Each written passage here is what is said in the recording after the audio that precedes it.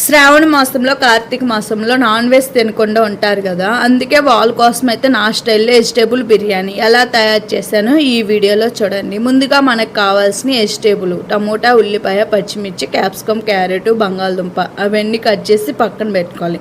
ఒక కడాయిలో కొద్దిగా నెయ్యి అలా వేసుకొని ఉల్లిపాయ, పచ్చిమిర్చి బాగా కుక్ చేసిన తర్వాత మిగతా వెజిటేబుల్ కూడా మొత్తం కట్ చేసి పెట్టుకున్నవి కూడా వేసేసుకొని మెయిన్గా మనకు కావాల్సిన బిర్యానీ దినుసులు ఏవైనా పర్వాలేదు మనం ఉన్నాయి అండ్ బిర్యానీ దినుసు అలా ఓపెన్ చేసుకొని దాంట్లో వేసేసుకోవాలి. మెయిన్ బిర్యానీ దినుసులు వేయటం వల్లే మనకి బిర్యానీ స్మెల్ అనేది వస్తుంది.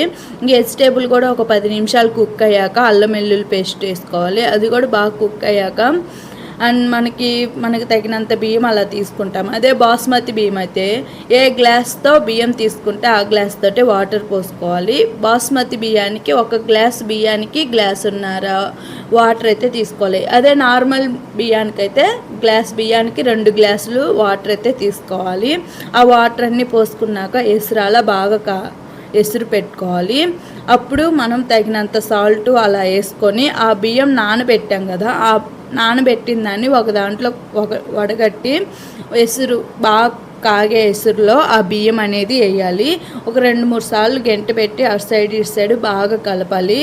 కలిపిన తర్వాత ఇంకా మూత పెట్టేసేసి మధ్యలో అప్పుడప్పుడు కొద్దిగా అట్లా కలిపి మూత పెట్టేయాలి. అబ్బా మూత తీస్తుంటే గుమ్మగుమ్మలాడిపోతుంది ఆ స్మెల్ అయితే. ఈ కార్తీక మాసంలో శ్రావణ మాసంలో చాలామంది నాన్ వెజ్ తినకుండా ఉంటారు కదా, ఒకసారి నా స్టైల్లో ఇలా ట్రై చేయండి వెజిటేబుల్ బిర్యానీ.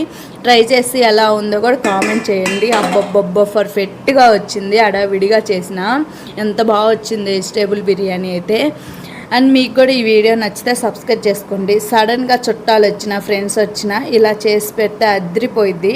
దాంట్లో కాంబినేషన్ బంగాళదుంప కుర్మా కూడా చేశాను. ఈ వీడియో నచ్చితే సబ్స్క్రైబ్ చేసుకోండి. ఇలాంటి మంచి మంచి వీడియోలతో